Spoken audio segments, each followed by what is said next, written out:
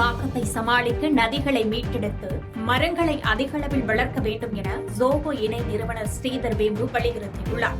நெல்லையில் செய்தியாளர்களை சந்தித்த அவர், தமிழகத்தில் குளங்கள் மற்றும் ஏரிகளை மழைநீரால் நிரப்புவதோடு 1000 அடிக்கும் மேல் ஆழ்துளை கிணறுகள் மூலம் எடுக்கப்படும் நிலத்தடி நீரை தவிர்க்க வேண்டும் என்றார்.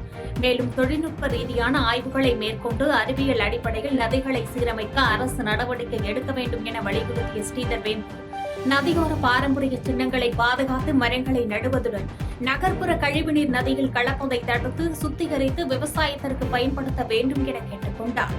ஆடிப்பெருக்குக்காக இந்த தாமிரபரணி நதிக்கரையில் இருக்கிறோம். தாமிரபரணி வழிபாட்டுக்காக இங்கே வந்திருக்கிறேன். இந்த நதிகள், ஏரிகள், குளங்கள், வாய்க்கால்கள் இது எல்லாமே நமக்கு மிக முக்கியமான விஷயம். தமிழ்நாட்டில் எடுத்துட்டிங்கன்னா ஒரு 10-15% குளங்களாகவும் ஏரிகளாகவும் இருந்திருக்கின்றன. அது இருந்ததால் தான் நம்ம மிகவும் வளமாக இருந்த தேசமாக இருந்தது. இன்று நம்ம இந்த நதிகளை மீட்டெடுக்க வேண்டும்.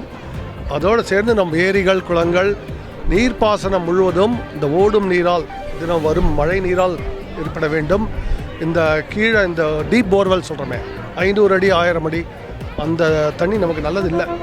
அதில் பலவிதமான ஆர்சனிக் இந்த மாதிரி விஷயங்கள் வருது. அதில் விவசாயமும் செய்யக்கூடாது, நம்ம தண்ணியை குடிக்கவும் கூடாது.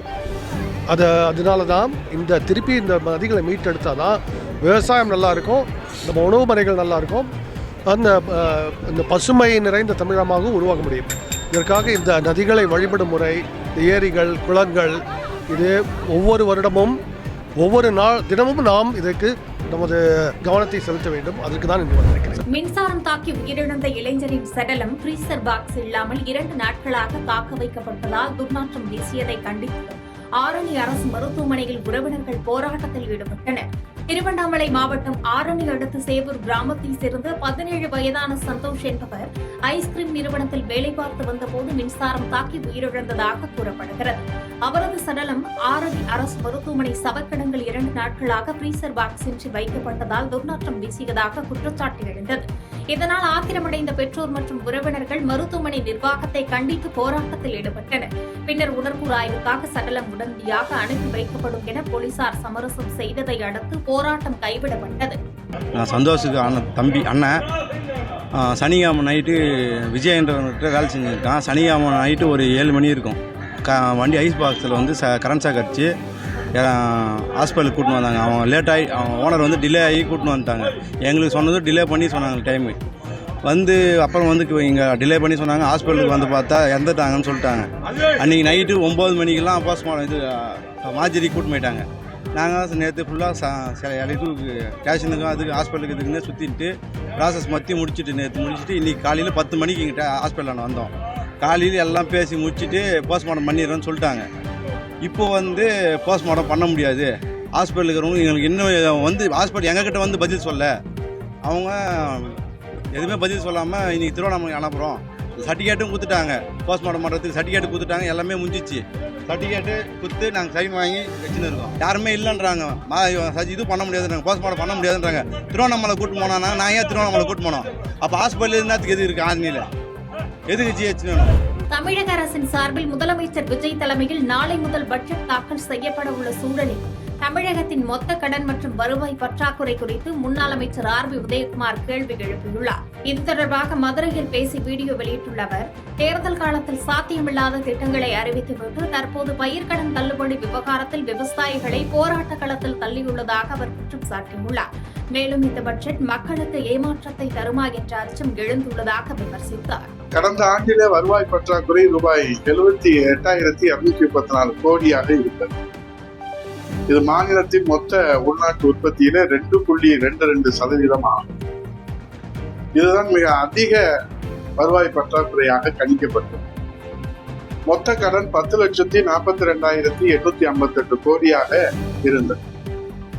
மாண்புமிகு விஜய் அவர்கள் பதவியேற்பு விழாவிலே அதை சுட்டிக்காட்டி மக்களிடத்திலே அவர் இந்த கடன் அளவின் எச்சரிக்கை செய்தியை வெளியிட்டிருக்கிறார்.